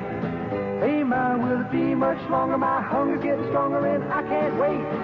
She loves her family. She wants the best. She does all that she can do. She lets ShopRite do the rest. Hey, Ma, what's for dinner? Hey, Ma, what you got? Here's a dinner suggestion from your ShopRite supermarket. Grade A Rock Cornish hens, just 59 cents a pound. U.S. #1 Idaho baking potatoes, 5 pounds for 79 cents. And for dessert, Flavor King ice cream, half gallon, 69 cents. She wants the best. She does all that she can do. She lets ShopRite do the rest. Hey, Ma, what's for dinner? ShopRite has the answer.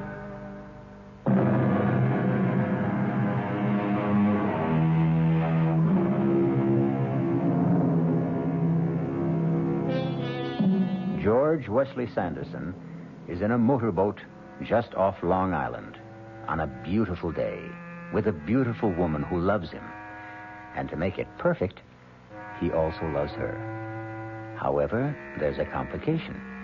George Wesley Sanderson is married, and he takes his vow seriously. We'll do something, Sally. You'll have to do something, George. People don't stand still. Yes, I know. You can't freeze a relationship. It grows better every day or it becomes worse. You fall in love because another person has something you need, and sometimes it's the terrible truth.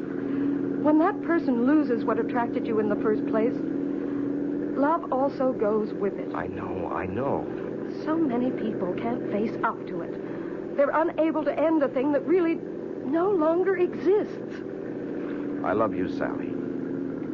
I love you, George, but I'm human. If I can't have you, sooner or later I'll face it, and then I'll make other arrangements for my life. Sally, wait for me. Oh, I'll wait, George. But I can't promise to wait forever. Just then I heard another voice. It was a voice I'd never heard before, but there was no mistaking who it could be and what the meaning was. And do you, George, take Sally for your lawful wedded wife, to have and to hold? Oh, Sally, darling, don't ask me how or when or why. But... George, look out, you'll upset the boat. Who cares, Sally? It's going to happen. What's going to happen? You and me, we're going to happen. We're going to be married. But... No buts. Just believe me. I believe you, George. I believe you.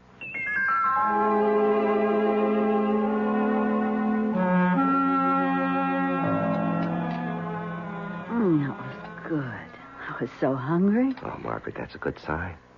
Oh, I don't know. Sometimes I just wish... What? What do you wish? Oh, nothing. I don't want to talk about it. Well, now, you must have had an interesting morning. Oh, just so-so. Well, what was it? What did you have to do at the office?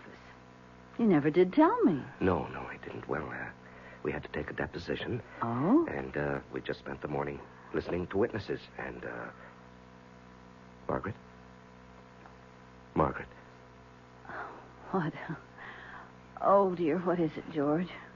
Don't close your eyes yet. It's time for your pill. Here, take it down with some juice. Oh. You know, that's all we'd have to do, just forget one pill. Oh, George, darling, maybe we'd both be better off.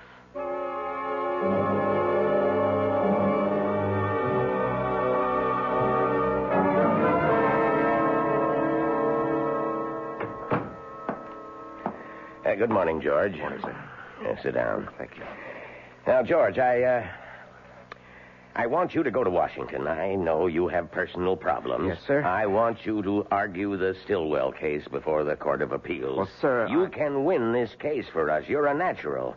Lawyers like you come along once in a generation. Yes, but Mr. Cartwright... The trial date is in 6 weeks. Now, I'm sure you can find a way to resolve your problem. You can buy nursing care while you're gone. Sir, it's more than that. I'm sure it is. Now, I don't want to intrude in your personal affairs. Although I understand I'm indirectly affected. My daughter, evidently, is quite taken with you. Well, that's between the two of you. I assure you. Of what? The two of you are in love. It's a very difficult situation. But it's your situation. For my part, I need you for the Stillwell trial in Washington. Now, don't give me your answer right now. And then I heard a voice. And this voice I knew very well because it was my own voice. And I could hear myself say, If it please the court, the prosecution claims that the defendant, Anna Stillwell, has committed the crime of high treason against the government of the United States.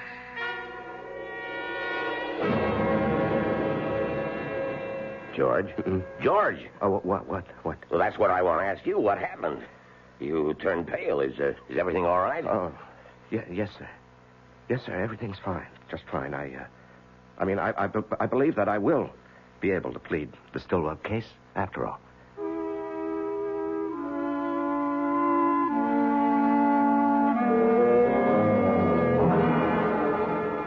Has she been taking these pills regularly? Oh, religiously, Doctor. The woman we have here in the daytime is absolutely trustworthy, and of course I'm here all night. And he's a tyrant about it, Doctor. Well, he should be. Doctor, what about Margaret? Well, for the first time since this thing struck, I have good news. Good news? I say good. These words, good and bad, are relative. Yes, but what do you mean by good? Well, for the first time, I can detect no further signs of deterioration. I see. Unless some other complication occurs. Margaret can live on indefinitely, provided she takes her pills on a regular basis. Oh, we'll see to that, Doctor. We'll see to that. Well, keep in touch if anything unusual happens, and I'll be here again next week. Yes, I'll see you to the door, Doctor. Goodbye, Margaret. Goodbye, Doctor. Oh, a lovely day, isn't it, George? Yes. Oh, about those pills, George. Make sure you never run out. And she must have one every 2 hours. That's what his speaking voice was saying to me. The little amenities, the weather, don't forget her pills, and so on. But there was another voice. His inner voice. And I could hear it so clearly, so plainly. Poor kids. I'm glad I don't have to decide. She's in such terrible pain. Constantly. Well, that's between the two of them. Or maybe it's up to him. I only know I wouldn't want to be in his shoes for all the money in the world. Goodbye, George. Goodbye, Doctor, and thank you for everything. George? George? Yes, dear. I'd like a pillow. Yes, dear, I'm coming. Here we are. Now, does that feel more comfortable? Mm-hmm. I think so. Margaret, look at me. I'm looking at you, darling.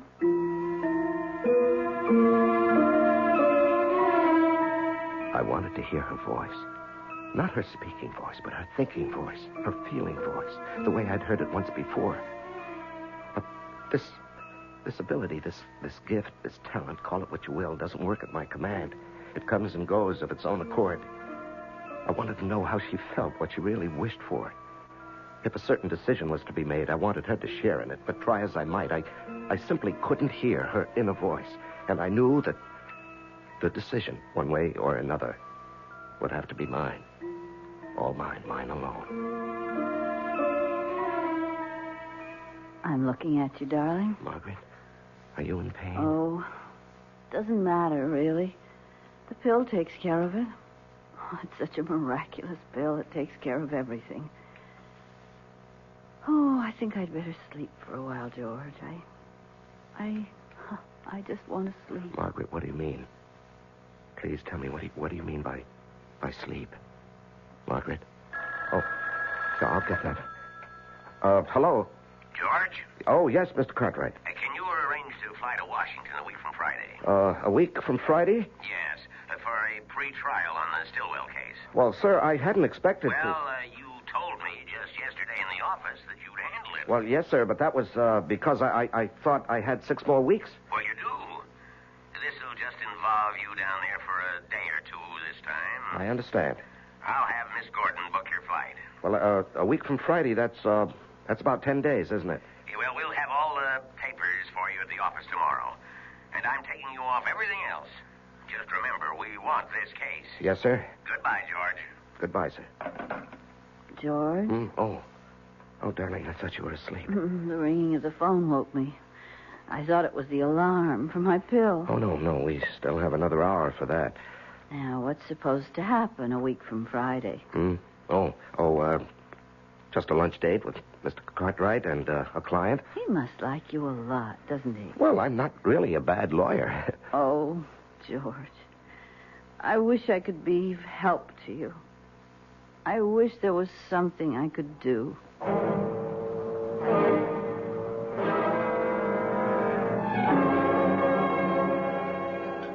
Here I am, George. Oh, hi. I'm sorry I'm late. Dad tells me how busy you are. I ordered you your extra dry gimlet. Thanks, I could use it. Dad also tells me you're going to Washington. Yes. That is, I think so. You think so? I understand the plans are all set. Well, the fact is, I know I'll be going, but, But what? Oh, nothing. Once the trial begins, there's no telling how long it may run. These government things can go on for months. Yes, I know. How about... How about Margaret? Yes, Margaret. Let's not talk about Margaret. But, George... Please. I said I'd be satisfied with half a loaf. Right now, I don't want to talk about it. But, George, I'm entitled... There are things I must decide. I want to help you. No. But when people are in love, there should be no barriers. Nothing held back. Sally, you have a lot to learn about love. George, I won't be spoken Please, to Sally, like... don't press me. Don't push me, huh? I don't care who you are, how deeply you love. There are certain things I must decide on my own.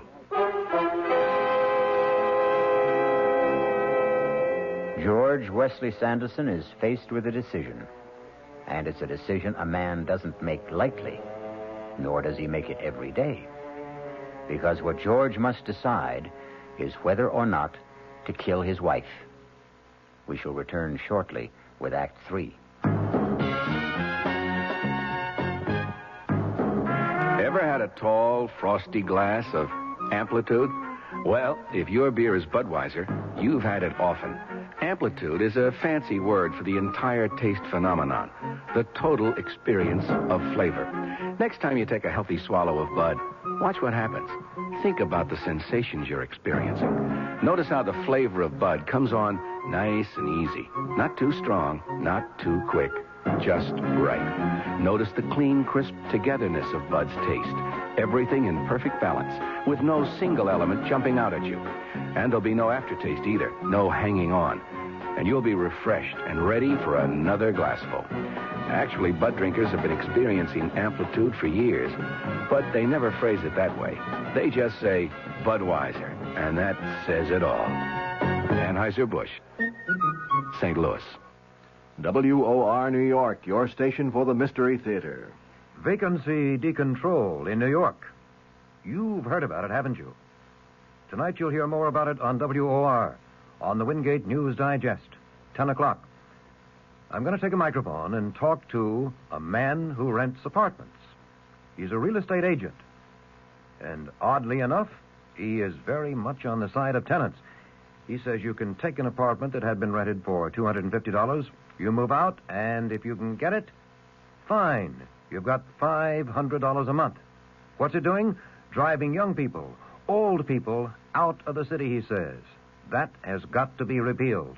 Also, a visit with Oscar the Butcher in Sheepshead Bay in Brooklyn. He says you keep hearing from government officials that the cost of beef is going down, and he's going out of business because it's so high he can't charge his customers that much. John Wingate, tonight, 10 o'clock, WOR.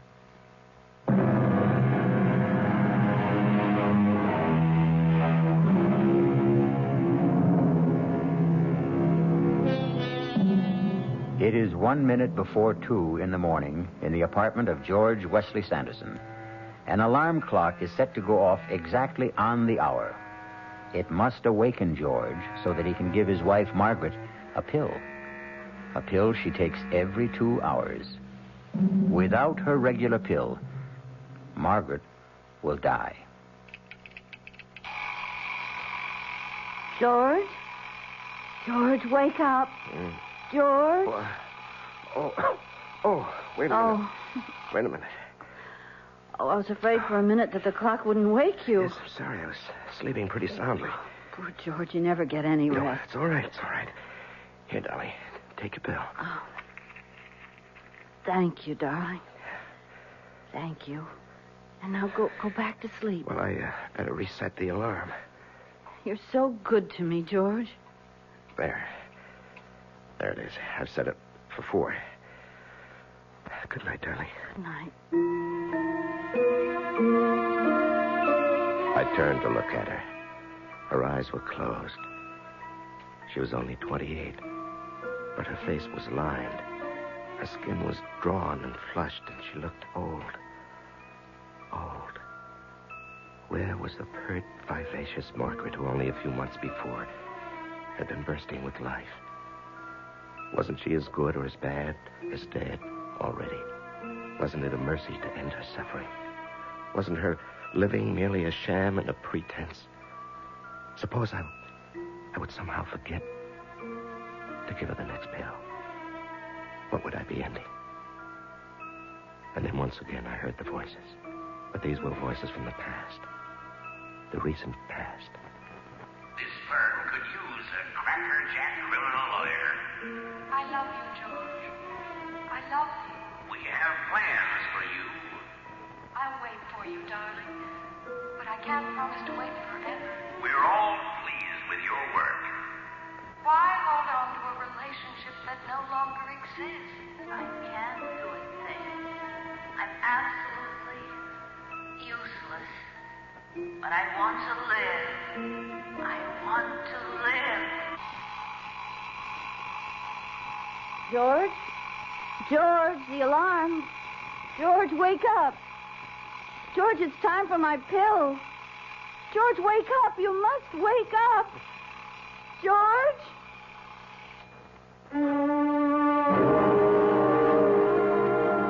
I heard the alarm, Margaret. I heard it. George, you must wake up. Believe me, Margaret, I'm doing it for you. George. George, I must have my pills.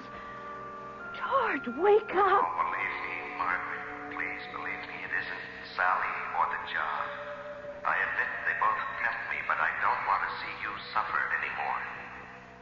Aren't you going to give me my pills? George, let me live. Just a little longer, please. I'm so tired, Margaret. So tired. George, please. So mixed up. George, don't pretend to be asleep. I'm doing it for you, Margaret. Maybe for me, too, but mostly for you. Oh, George. Darling. I forgive you. I forgive you.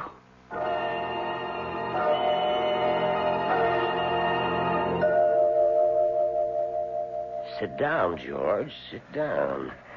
Now, you didn't have to come into the office today. Yes, I know, sir, but she's been dead a week, and, well, things go on. I'm due to leave for Washington tomorrow. Yes, we wondered whether, under the circumstances, to ask for a delay. Well, there's no point to that, sir. What I need now is lots of work. Well, we have lots of work around here. George, I've been trying to reach you to tell you how sorry. Sally, it's all right. Now, there is a possibility that you people have something to discuss. Excuse me for a moment. Well, Sally, here we are. Yes. How did it happen, George?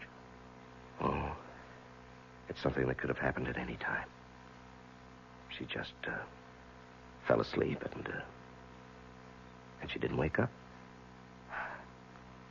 And now what, George? And now we can be married. That is, if you'll still have me. Oh, darling. I have to go to Washington. I'll go with you. And you know, of course, what Dad's been talking about. Well, actually, I don't. Well, we're fairly direct people, all of us. Dad was saying that since you and I would be married, there'd be a partnership in the firm as well. Mm-hmm. Well, as long as we're fairly direct people, I may as well tell you that I deserve it. Darling, do you know that this is the first time I've ever seen you smile? Oh, I smile all the time. You listen to me, George Wesley Sanderson. You're going to live. You're going to travel. You're going to mingle with all the people worth knowing in government, politics, the theater, art. Wait. Now, when do I work? Oh, you can work as hard as you like. As long as you remember you have to play hard, too. When do we start? Right now. That was, 15 years ago? I was 30, she was 25. And the years haven't changed either of us. Well, not very much, anyhow. Life has been full of excitement, zest, and, of course, satisfaction. Because I've won some very well-publicized cases in this talk of a judgeship, but that's all for the future. The important thing is that for almost 15 years, since she died, I haven't heard voices. You know, those voices. Until last week. And it happened when I was alone in the morning at breakfast. May I have my pills, George? My pills. I want to live. Please, George. My pills.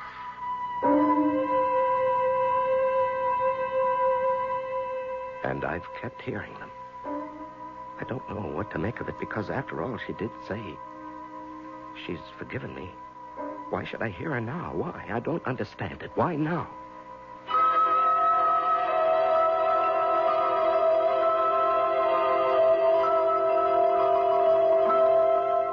In the case of delay versus international power, the precedent is clearly stated. Sally. Sally, what are you doing here? I'm here to tell you about a precedent which is going to be established right now. Well, I thought you were in London. I was, and then I decided to come back here for some litigation. Litigation? With whom? With you. Oh? What kind of litigation? I want to review the basis for our marriage. It is rooted in the factors of common interests. We're both alive. We like to do things, go places. Do you agree? Sure. So why aren't we going and doing? Well, we... Well, we what? Do you realize that for the past year you've been working day and night? Well, darling, it so happens we have some crucial cases.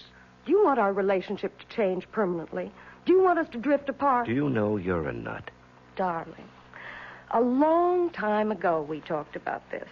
Nothing, no one ever stands still. People change, and if they do, so does the basis of their relationship. All right. We'll go skiing. Turn your work over to the bright young eager beavers and let's you and I start having fun again. And we did. We traveled, we played, we danced, we enjoyed ourselves.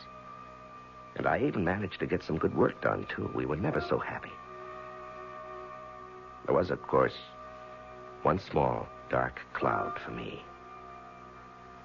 I could hear Margaret's voice. I need my pills, George. Aren't you going to give me my pills? Please? Penny for your thoughts, George. Oh, well, you couldn't buy my high-priced thoughts for a penny. You seem to be in a state of reverie. I was? As if you were listening to something. Oh, must be your imagination.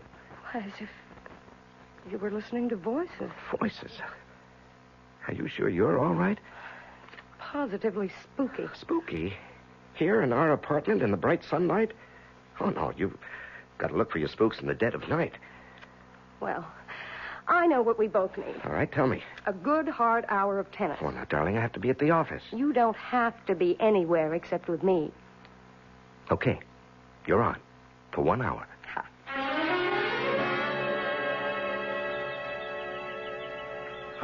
That's out. This set has one more game. Your luck won't hold forever. Oh, no, I don't need luck. I happen to be good. Oh, that was definitely out. I think I'm going to break your service. Well? George, what's the matter? It's nothing, dear. Well, I'm waiting. Serve. Oh. What is it, George? Is something wrong? No, I'm fine. You have a funny look on your face. Have I? Are you sure you're all right, dear? Yes, I'm sure. It's just... Just what? Oh, it's nothing. I just had this little twinge in my back. But it's gone now. But it wasn't gone.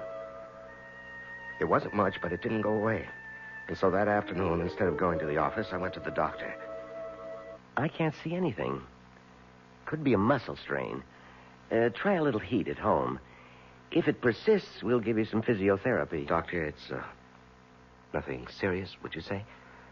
Well, right now it doesn't look serious. I looked very hard at the doctor. I tried to listen for another voice. His inner voice. Perhaps a voice he didn't even know he had. The voice I'd heard 15 years before with Margaret. When he predicted... But no, there was nothing. I sighed with relief.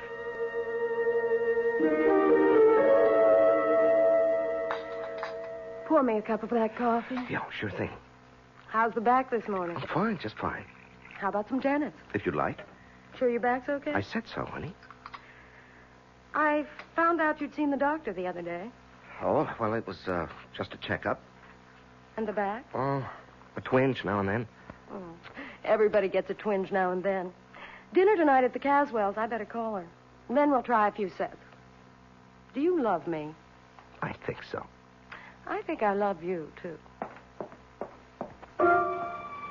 She left the room. I was all alone. For a week now, I've been hearing Margaret's voice. But now there wasn't a sound. I listened. But as mysteriously as it had begun, perhaps it was coming to an end. Maybe I was losing this ear I had for voices. And then I heard it. A voice. It was very indistinct at first, but I recognized it. It was my own voice.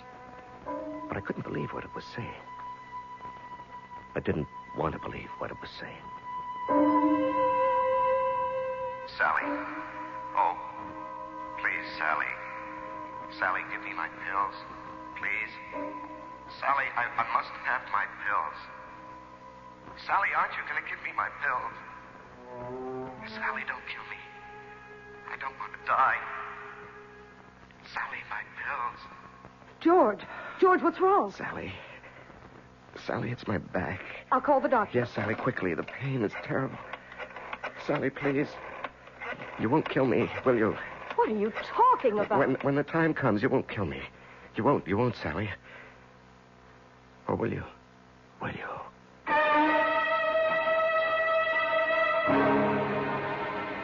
Who knows? George and Margaret, that's one story. George and Sally, that's another. Yes, we often think, many of us, how wonderful if we could only hear voices from the future, voices that could predict our fate. But maybe it's not such a good idea after all. Maybe it's better never to know. I'll be back in a moment.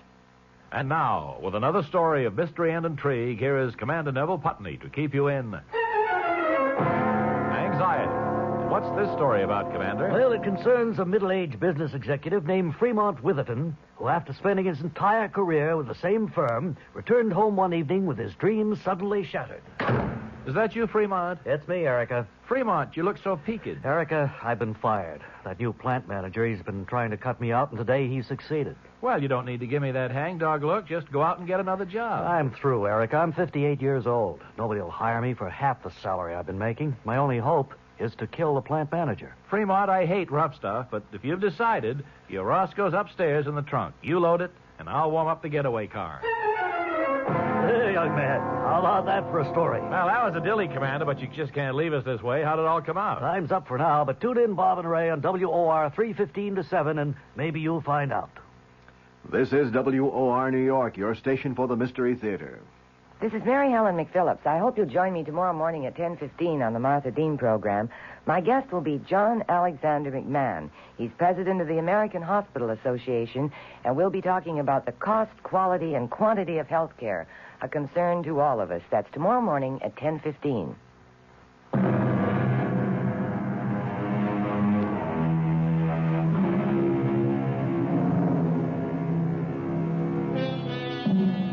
Voices. What are the voices we think we hear in the night? Are they merely dreams, fantasies, or our own wishes? Or are they real? And why shouldn't they be real? After all, reality is what we think it is, and ever so often, what we want it to be. One reality that you can count on is the absolute fact that we will be back here again with other voices to tell you another tale that will excite and amaze and perhaps cause just a tiny, delicious tingle of terror. Our cast included Larry Haynes, Augusta Dabney, Leon Janney, and Suzanne Grossman. The entire production was under the direction of Hyman Brown. And now, a preview of our next tale. I want a baby. Get on with whatever you have to do. First of all, this talisman. You must wear it around your waist. This package contains herbs. A special combination to relax you. That's the secret. To relax. That's all? For now. But one thing I must add. On the birth of the child, I will ask you one favor. You must promise to grant it. Take the talisman and the herbs. And don't be alarmed if certain unusual things happen in the next few weeks. Radio Mystery Theater was sponsored in part by Anheuser-Busch Incorporated, brewers of Budweiser. This is E.G. Marshall inviting you to return to our Mystery Theater for another adventure in the macabre. Until next time, pleasant dreams.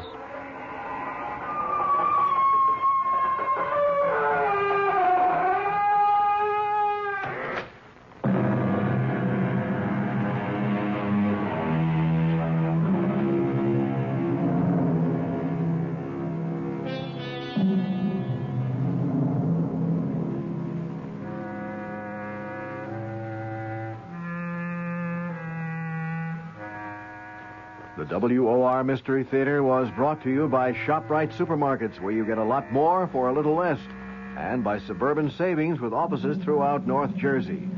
The preceding Mystery Theater program was furnished by the CBS Radio Network. Now let's listen to a few moments from tomorrow night's suspenseful drama on the WOR Radio Mystery Theater. But one thing I must add about our arrangement. Yes? On the birth of the child, I will demand one favor. You must promise to grant it. A favor? What? I shall ask it when the child is born. But I can't promise that when I don't know what it is. It's a very small favor, but it is part of the bargain. And believe me, Mrs. Richards, if you do decide to bargain with me, I warn you to be ready to keep your part of it. Mother Love stars Joan Hackett. Hear the entire exciting drama tomorrow night, right after the Fulton Lewis News commentary at 7 o'clock.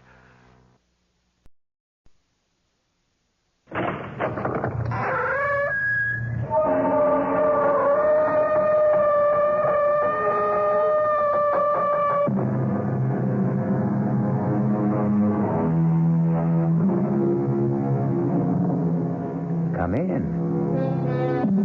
Welcome. I'm E.G. Marshall. Welcome to the fear you can hear. Welcome to the sounds of suspense, to the terrifying world of your own imagination. And I hope you won't hold it against us if we scare you a little with a tale that really could happen, I suppose.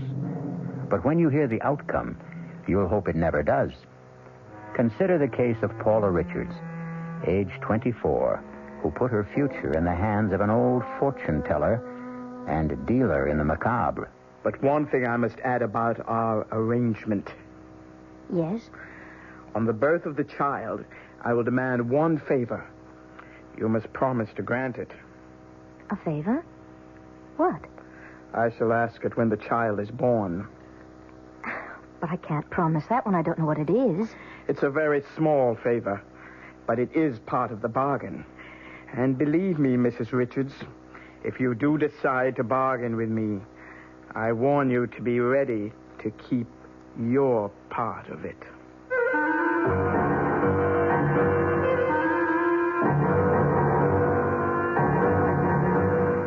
Our mystery drama, Mother Love, was written especially for the Mystery Theater by Bob Jurin and stars Joan Hackett. It is sponsored in part by Anheuser-Busch Incorporated, brewers of Budweiser, and by the Kellogg Company, makers of Kellogg's Special K cereal. I'll return shortly with Act One. Some research experts say you can't taste the difference between beers. Well, if they're right, then Anheuser-Busch wastes a barrel of time Beechwood aging Budweiser. Only they don't think so. Brewing beer right does make a difference. And they're